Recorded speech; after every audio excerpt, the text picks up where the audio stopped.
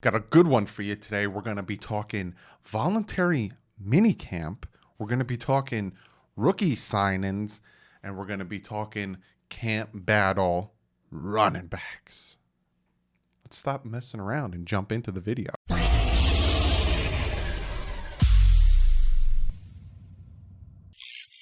What is up, Fin fans? Yes, today we're going to be jumping in and talking about a good amount of things. I have a ton of things written down that I want to talk about. So without further ado, without beating around the bush, jobbing around with my mouth hole. I don't know what the hell I'm just saying. Let's jump into the news and notes, right? I missed a big news. It's not big, but Jalen Waddle signed his rookie contract over this past weekend. I forgot to talk about it with the rookie mini camp. My brain all over the place. But Jalen Waddle signed his contract. It is a 4-year, $27.085 million fully guaranteed contract. Signing bonus of 17.05 signing bonus. I don't know what's going on in my brain right now. Just ignore me for a second. So real quick, we're just going to break down what it looks like over the next 4 years, but it doesn't really matter because he's going to be on the team for the next 4 and then franchise tag potentially, or hopefully re-sign him after his 3rd year to get him to stay longer. But for a little less than $5 million this year, a little over $6 million next year, a little over $7 million in 2023, and a little over $8 million in 2024. If he pans out to be as good as advertised, as good as he should be, as good as we've seen so far in the little glimpses from rookie minicamp, that cap number is a godsend. So we did sign him. We also claimed cornerback Trill Williams off of waivers. He got released by his team. They tried to re-sign him, but the Dolphins came in, claimed his butt. So the Dolphins bring in another corner. They try, and again, I just want to reiterate, they did try to claim the running back that the Lions released, but a team ahead of them claimed the player before the Dolphins. The Dolphins aren't number 3 in the claim order. The Texans are still number 3. The Dolphins are 18. So a team ahead of them claimed him. Whatever.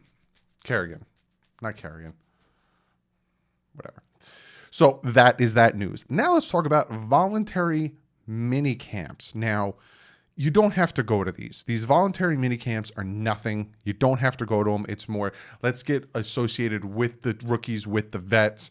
Let's get understanding of the playbook more. Let's get together, have that camaraderie, get to know your teammates, and work out. If you get injured while at voluntary mini camps, the NFLPA and the NFL will cover your injuries. If you get injured outside of it, working out on your own, because again, these are voluntary, aka Jawan James, the team will not cover it. And I think his guaranteed money was voided, which is kind of messed up. So there's that. But that being said, more than 70 players, I think the Dolphins and all teams right now rocking around 90. I don't know the exact number, but I know it's 90 players on the roster right now. 70 of them were at the voluntary mini camp. I'm going to pop up a video, a really cool hype video, and you get to see who's there. Devontae Parker, Tua, you get to see Jackson's there, you get to see Waddle's there, Jakeem Grant's there, a lot of the big names. Phillips is there. You'll see it in the video that I pop up on one of the sides of my head as I'm talking about this. Maybe I'll run it twice so you guys can watch it again. And it was Miami Dolphins officially put it out. So shout out to the Dolphins, right? Before this happened, before the players came in, the players negotiated with Brian Flores to lower the exertion level on these workouts. So they came to a conclusion, they came to an understanding, and boom, the players came. This was on Monday. Players don't like the grueling May and June schedule, so that's why a lot of players aren't going to these voluntary mini camps and OTAs and stuff like that, because now they have 17 game schedule and they have training camp at the end of July. They're like, screw that. And again, 70 of the Dolphin players, I'll pop the video up one more time in case it stopped running.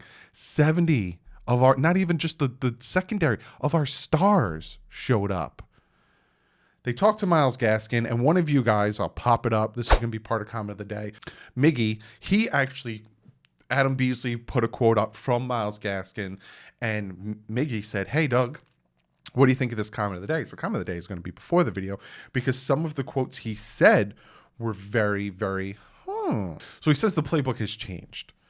Now, it's still, and you'll notice that the playbook and the play style that Chan Gailey ran, when it started to work, was when they started to doing things that Tua is more comfortable with.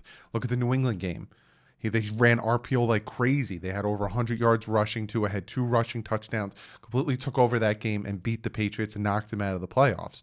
And you started to know, even the Cardinals game, a lot of RPOs. Sometimes Tua would keep it on his own. So that's what started to incorporate it. So it's much different than last year in the aspect that they started to build around Tua. And especially because Studsville, who is, worked with the running backs a lot, Myles Gaskin came out and said that the running backs understand this much better than last year because Studsville worked with them. Studsville, however you say it, worked with them. So the incorporation of the two is working really well. Then there's some quotes that I wanted to talk about that Myles Gaskin said.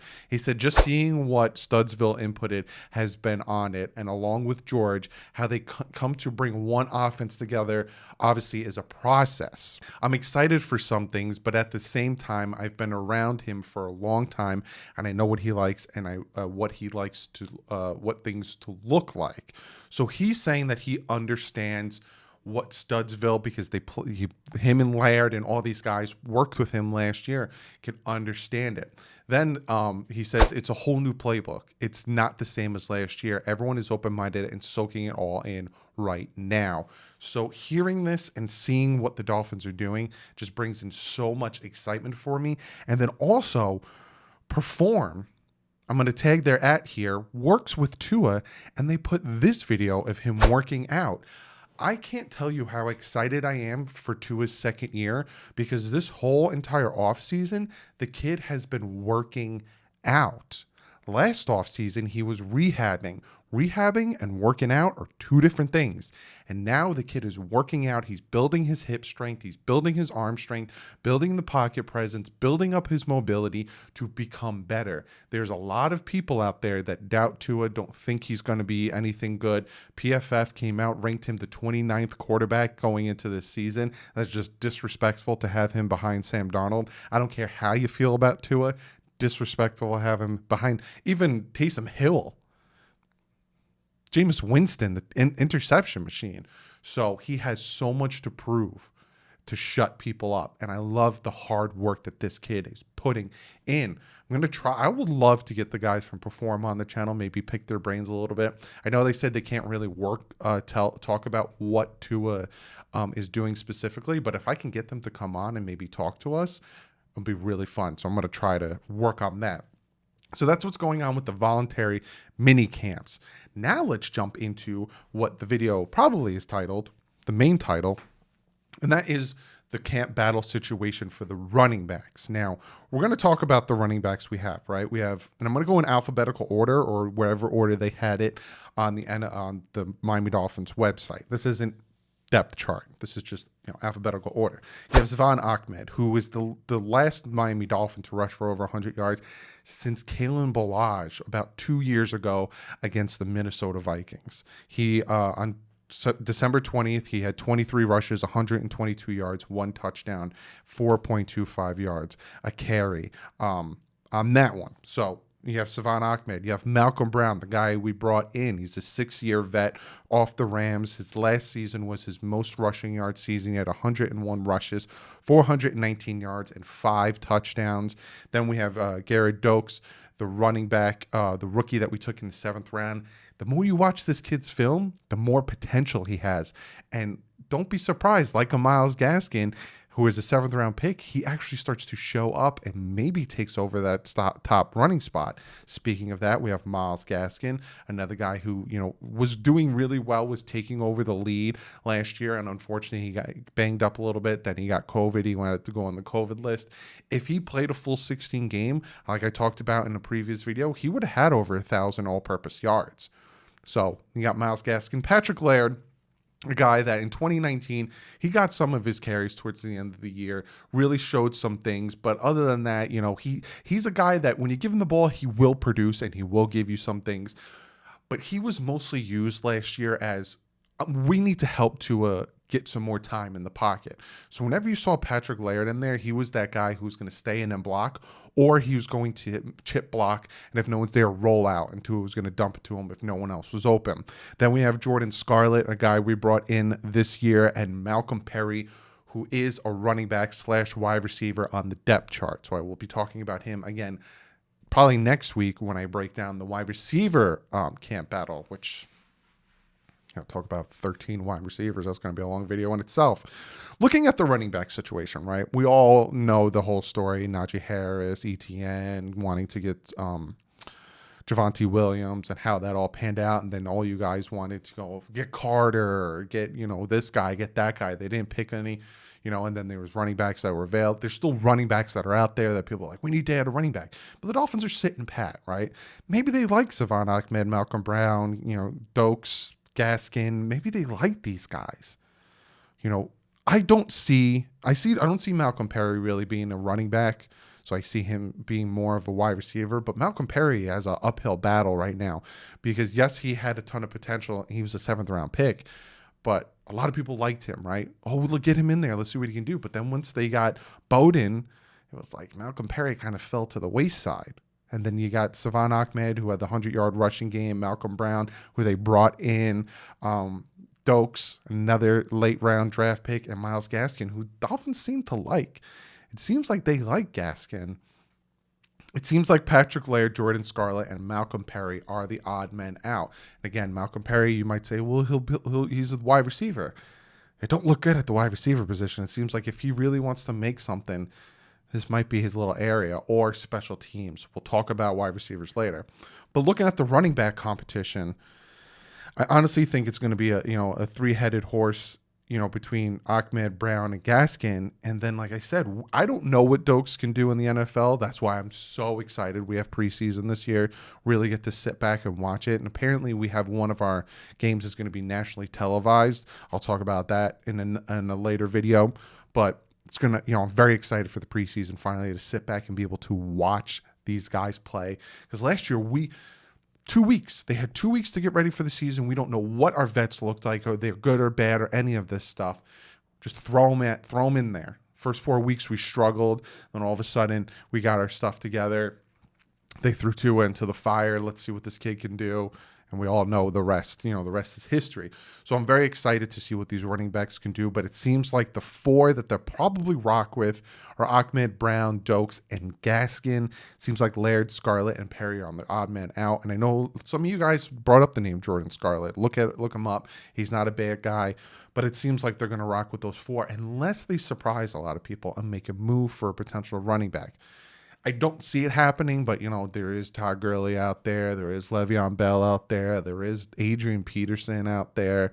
I don't see that happening, but then there's the whole situation with the Jaguars. They are taking ETN and they have their guys sitting there. Would they want to trade them? I don't think so. I think they have some type of package and some type of formation for him to potentially go at slot wide receiver, so I don't think they'll trade that. But as of right now, like I said, going into camp, going into OTAs, you'll probably hear Ahmed, Brown, Dokes, and Gaskin's name a lot more than you'll hear Laird, Scarlett, and Perry's name. And again, you might say, well, Perry's not a running back. Yeah, but it's going to suck because running back isn't as deep as the wide receivers, like I said. But be sure to comment below.